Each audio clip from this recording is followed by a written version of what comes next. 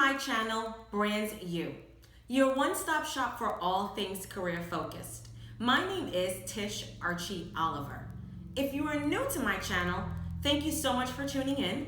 And if you are a current subscriber, thank you so much for returning back. Today's segment is all about preparing for career fairs. Now, I strategically decided to host this segment during this time of the year because I am going to assume that most of my college students on campus right now are in the midst of preparing for career fairs.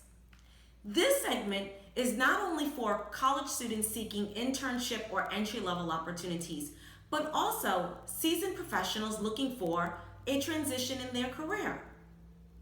Now, some of you are probably thinking to yourselves, why would she dedicate an entire segment to career fairs?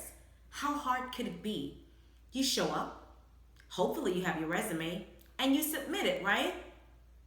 Wrong. There's a strategic approach, and I am going to help you by providing you with 10 tips to help you yield success. The first step is really easy.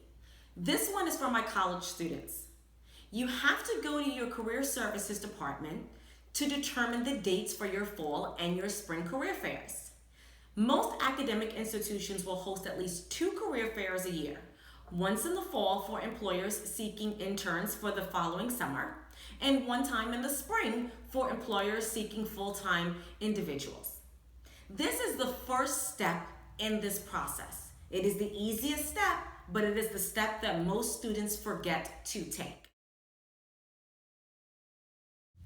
Step 2 is really easy as well, but it is another key component.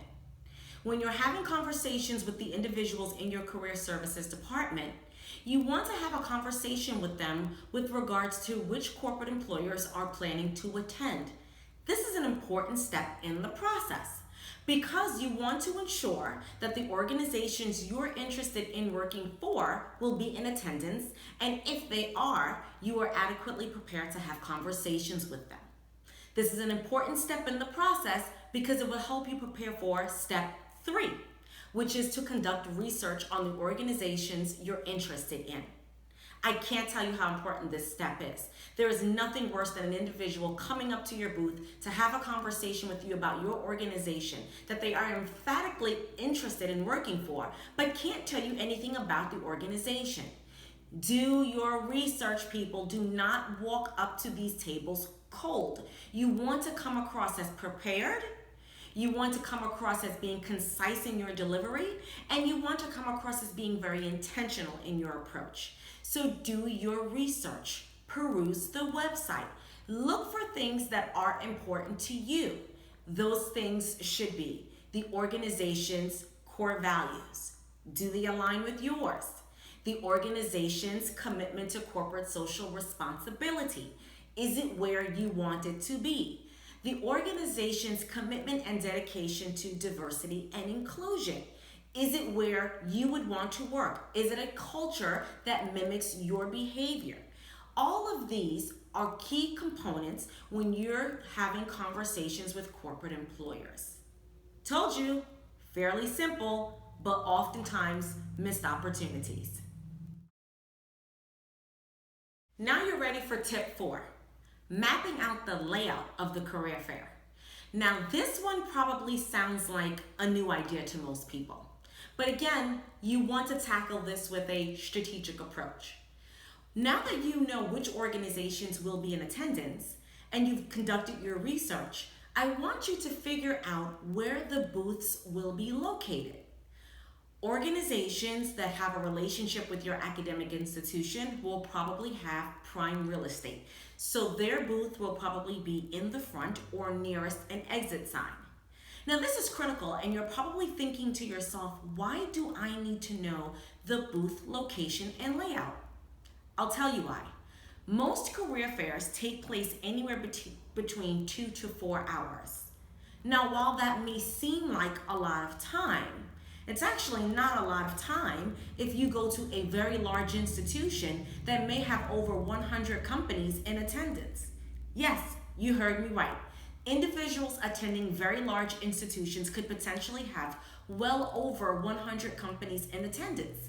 So you want to be strategic and thoughtful about the booths, the locations, and the booths that you're deciding to actually go to. So to help you with this, you want to map out the location of the booths. Make sense? Now, tip 5 is one of the most important components in this entire segment: preparing your resume. You must, people, you must liaise with the individuals in your career services department and leverage their expertise in preparing resumes. The resume that you use during the career fair is going to be very important, and you want to ensure that you have a properly formatted resume that is inclusive of the academic institution that you attend, the date of anticipated graduation, your GPA as long as it is above a 3.0, as well as any fellowships or scholarships that you have received, your prior internship work experience, and or any additional skills or volunteer experiences that may be properly leveraged for the purposes of employment. The last thing that you want to do is to enter a career fair without a resume.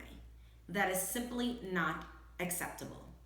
And you should have several resumes with you so that you don't run out of resumes during the career fair.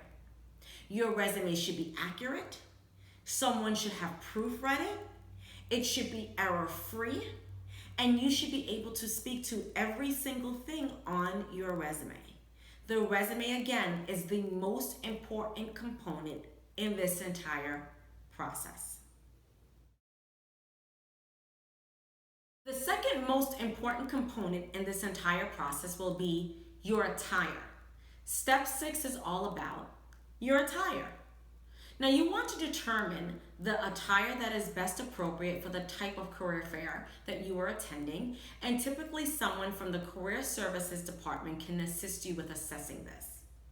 However, if it is a general professional career fair, I recommend you wear the following: pant, dress, or skirt suit with a shell or collared shirt, high heels or kitten heels, minimal jewelry, minimal fragrances, and a professional hairstyle. This is important. Your attire speaks to your level of professionalism. Now, I'm not saying that you have to go out and purchase a very expensive suit or dress, but you do want to ensure that you look very appropriate. And this can be done by spending a minimal amount of money. In fact, I will have an entire segment on professional attire, the look for less. Step 7, mock interviews. Now, I'm sure some of you are thinking to yourselves, I thought we were talking about preparing for career fairs, and we are. Some career fairs actually have a built-in component where individuals can interview on site for career opportunities. And this is great because it will afford you an opportunity to walk away with an offer in hand on site. So what you need to do is you need to participate in as many mock interviews as possible to ensure you are adequately and properly prepared. My recommendation: grab your buddy, a mentor, a coach, or liaise with someone in the Career Services Department that can assist you. The more you prepare, the more comfortable you will become with the interview process. I will also have a few helpful hints for successfully completing behavioral-based interviews in a few weeks. I hope all of you take my advice on step 8. Get at least 8 hours of sleep the night prior to the career fair. Career fairs are extremely exhausting. You're going to do a lot of walking and talking and potentially interviewing during that process. And so you want to ensure that you are clear-minded and focused, you're energetic and you're motivated, and the only way you can be the best version of you is to get enough rest and to be adequately prepared. So my advice: get rest. Step 9, eat a healthy breakfast. Again, you want to be focused and clear-minded. You want to be clear and concise and succinct in your approach. And so you need to ensure that you are properly nourished before the career fair. Simple? It is. Will most of you do it? I hope so. Step 10. The day of the career fair, arrive on time. There is nothing worse than students arriving to your career fair booth 10 minutes prior to the career fair is over, looking to engage in a long conversation. My recommendation, students, if you want to have a very solid and lengthy and informative conversation with employers, arrive to the career fair on time. I've shared 10 tips with you today, and hopefully those 10 tips will adequately prepare you for a successful outcome of a career fair. Stay tuned to listen to my next segment on how to properly participate in interviews.